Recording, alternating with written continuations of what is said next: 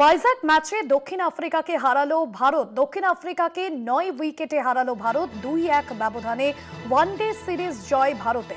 জয়সওয়ালের century এবং রোকোর ইনিংসেই শেষ প্রোটিয়ারা। অপরাজিত ইনিংস ভিন্টেজ কোহলি। আমাদের ডিজিটাল হেড অর্পণ ঘোষ রয়েছেন ফোন লাইনে। অর্পণদা, টেস্টে ঘরের মাঠে হারের পর যেভাবে সমালোচনায় বিদ্ধ হতে হয়েছিল টিম ইন্ডিয়াকে, আজ যেন সেই পুরনো টিম ইন্ডিয়াকে আবারও একই ফর্মে দেখা গেল এবং রোকোর ম্যাজিক দেখলো বিশাখাপত্তনম।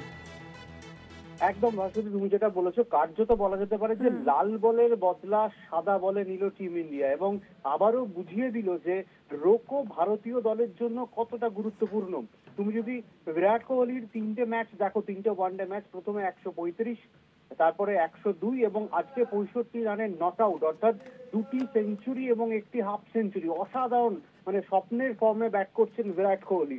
অন্যদিকে তুমি যদি দেখো রোহিত শর্মা, প্রথম ম্যাচে হাফ সেঞ্চুরি, দ্বিতীয় ম্যাচে একটা খুব বাজে আউট এবং থার্ড ম্যাচে আজকে 75 রানে ক্লাসিক্যাল ইনিংস। যে পিচে খেলা হচ্ছিল সেইখানে রোহিত শর্মার যে ইনিংস, এক কথায় অনবদ্য, বলা যেতে পারে ম্যাচ মেকিং ইনিংস বলা যেতে পারে।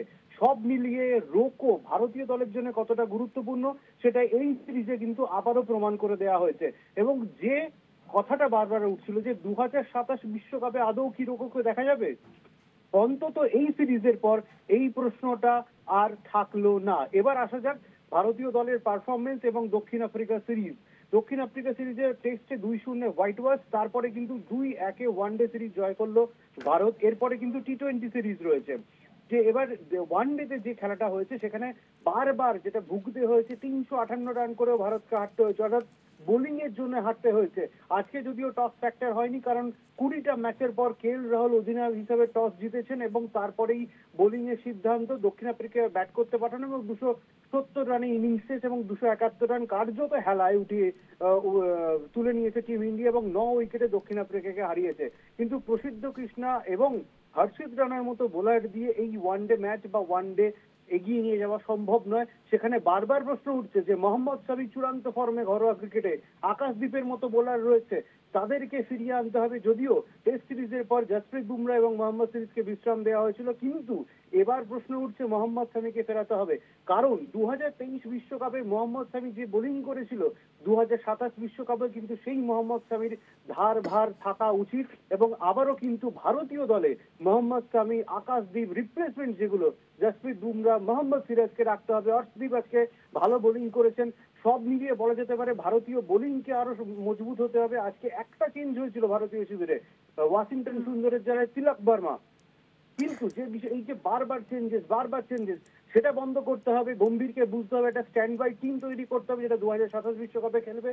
এবং যে বিষয়টা বারবার হচ্ছিল সেটা হচ্ছে যে ওপেনিং এ আজকে যশস্বী কিন্তু মেডেন সেঞ্চুরি করে দিয়েছে যশস্বী জয়সওয়াল, তাই ওপেনিং স্লট নিয়ে আপাতত চিন্তা কাটলো। কিন্তু এখানে শুভমান গিল ঢুকবে, 3 নম্বরে তিনি নামবেন, যারা বিরাট কোহলি।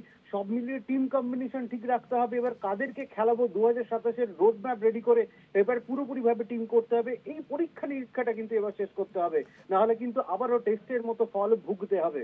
সব মিলিয়ে দারুণ একটা খবর, টেস্টের বদলা ওয়ানডেতে নিল টিম ইন্ডিয়া এবং টি-20 সিরিজ সামনে আসছে। আশা করা যায় টি-20 সিরিজেও ভালো পারফর্ম করবে ভারতীয় শিবির। ভাস্বতী, একদমই ধন্যবাদ জানাবো তোমাকে। আমাদের ডিজিটাল হেড অর্পণ ঘোষ ছিলেন ফোন লাইনে।